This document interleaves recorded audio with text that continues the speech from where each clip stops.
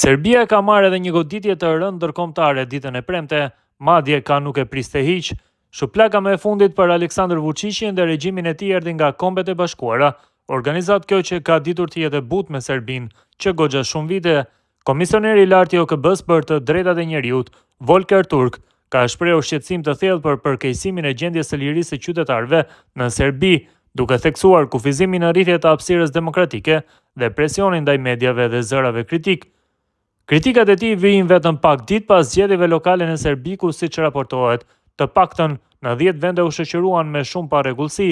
Raportet për rritjen e dhunës, friksimin e votuesve dhe parregullsitë procedurale përfshirë hyrjen e policisë në zyrat e opozitës gjatë zgjedhjeve të fundit lokale, ngren pyetje serioze për integritetin dhe atmosferën e procesit zgjedhor, tha Turk.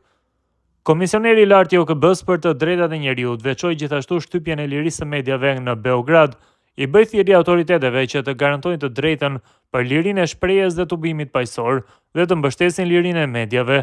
Duhet të ndërmerren hapa konkret për ta rikthyer besimin e publikut në institucione dhe sundimin e ligjit, duke siguruar hetime transparente në kode të paanshme për shkeljet e supozuara të drejtave të njerëzit dhe përgjegjësi për çdo parregullsi, tha ai.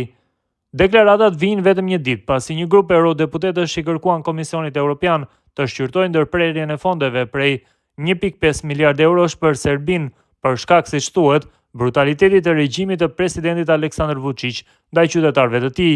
Nga ana tjetër, analistë dhe ish diplomat vlerësojnë se Serbia po shndërrohet gjithnjë më shumë në një problem global, pasi çështja e të drejtave të njerëzit ka arritur në agjendën e OKB-s.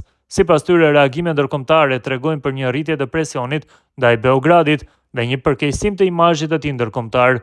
Sipas Branka Latinović, ish ambasadore e Serbisë në OSBE, reagimi i komisionerit të lartë të OKB-s dhe vetë toni i deklaratës për gjendjen e të drejtave të njerëzit në Serbi, veçanërisht për të drejtat politike dhe kufizimin e tyre, është diçka që duhet të shqetësojë seriozisht pushtetin e Vučićit. Para së gjithash, sepse bëhet fjalë për një zyrtar të lartë të OKB-s, edhe sepse autoritetet në Serbi akuzohen për kufizim dhe cënimin e lirive të përcaktuara në Paktin e OKB-s për të drejtat civile dhe politike të vitit 66. Ky është dokumenti bazë në fushën e të drejtave civile dhe politike, shpreh ajo. Edhe një ish ambasador tjetër i Serbisë, Srećko Đukić, thotë se regjimi i Vučićit është bërë problem global. Serbia nuk ka marrë asnjë mësim nga paralajmërimet e vazhdueshme për shkeljet e të drejtave të njerëzit që vijnë nga BE-ja, Këshilli i Evropës dhe OSBE-ja.